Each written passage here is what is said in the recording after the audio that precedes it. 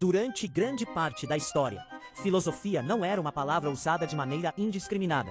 O termo possuía um peso específico, ligado não apenas ao ato genérico de pensar, mas a um certo tipo de investigação racional, argumentativa e sistemática.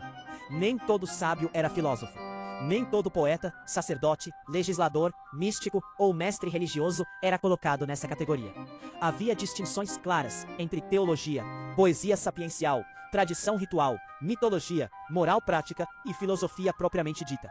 Os gregos, que formularam o termo filosofia, entendiam-na como uma busca racional pela verdade, marcada pela argumentação, pela dialética, pela investigação das causas e pela tentativa de construir explicações universais.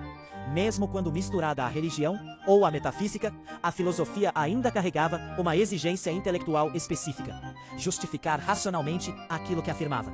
Não bastava transmitir sabedoria ancestral, repetir símbolos tradicionais ou ensinar normas morais.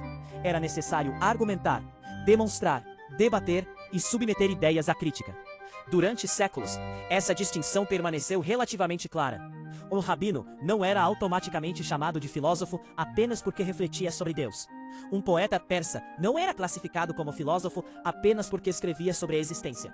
Um xamã não era considerado filósofo simplesmente por possuir uma cosmologia. Cada tradição possuía seus próprios termos, funções e categorias internas.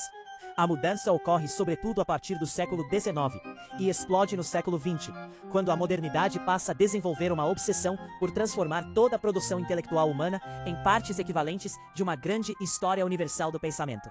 O crescimento das universidades modernas, o orientalismo, os estudos comparativos e, posteriormente, os movimentos anticoloniais criaram uma pressão cultural para ampliar indefinidamente o significado de filosofia. Inicialmente, isso possuía um aspecto legítimo: reconhecer que outras civilizações também produziram reflexões profundas sobre realidade, ética, política e existência. O problema começou quando o conceito foi sendo diluído, até quase perder qualquer critério específico. Aos poucos, filosofia deixou de designar um método ou tradição intelectual relativamente definida, e passou a funcionar como um rótulo genérico para qualquer forma elevada de pensamento, sabedoria ou visão de mundo. Com isso, a palavra começou a absorver indiscriminadamente tradições religiosas, literatura sapiencial, ensinamentos morais, cosmologias míticas, simbolismos espirituais, discursos esotéricos, tradições orais e até simples reflexões pessoais. O resultado foi uma expansão tão ampla que o termo perdeu parte de sua precisão histórica. Hoje, frequentemente se chama de filósofo indivíduos que jamais se entenderiam dessa maneira e que pertenciam a contextos completamente diferentes da tradição filosófica clássica.